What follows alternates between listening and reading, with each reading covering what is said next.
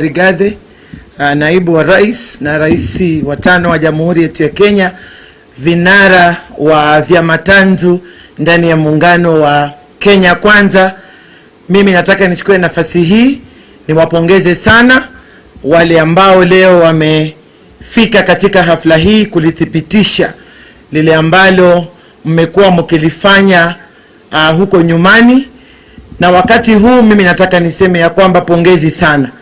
Mlivyokaa mbele yetu hapa hivi leo ni matumaini kwa taifa zima kwamba uchumi wa taifa letu kuanzia mwezi wa 8 going forward utakuwa uko katika mikono salama.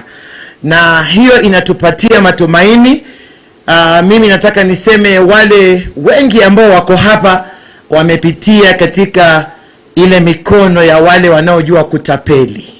Wakaona ukweli lazima watu waje pamoja, na wote ambao wako hapa wako na nia moja, wako na sera moja, wako na siha moja, na tuko na matumaini na nyinyi. Tuko na matumaini ya uongozi wa kinara wetu ambaye ni rais wetu wa Jamhuri yetu ya Kenya wa 5, Mheshimiwa William Samoei Ruto. Mimi nataka niseme ya kwamba umepeana matumaini makubwa sana kwa wakaazi na wananchi wa taifa letu la Kenya. Mimi nilianza mbali sana katika safari yangu. Nimeanza kama mtu wa chini sana. Na nataka niwaambie watu wanapopata nafasi wasijiangalie tu wao kwamba lazima cheo hichi baada ya cheo kingine. Unapopata nafasi ni kwamba umepewa nafasi kujenga wengine, kuenua wengine.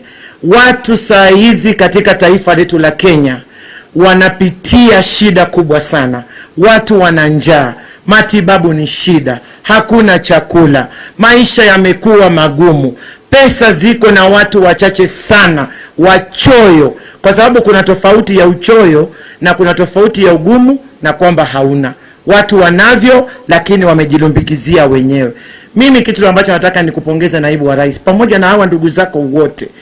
Tuamini kwamba vyeo vinapita, na unapokipata cheo angalia wale wengine kule chini nyanjani. Tuna matumaini nanyi, tunawategemea na tunaamini ya kwamba kama hujaamini tunakuombea Mungu akupe jicho la 3 ili uone kwamba serikali inaundwa hapa. Huu ni muungano kama alivyosema ndugu yangu Profesa Kindiki ya kwamba hakuna aliyelazimishwa. Hakuna atakayefuta machozi hapa kwa sababu ameungana na Kenya Kwanza. Na kuangalia ule mrengo mwingine kule, watu wanatapeliana kila baada ya wiki kuna mtu anatoa machozi. Kila baada ya siku kuna mtu anatoa machozi. Nataka kuwaambia msilie, msikae mahali roho zenu hazipo.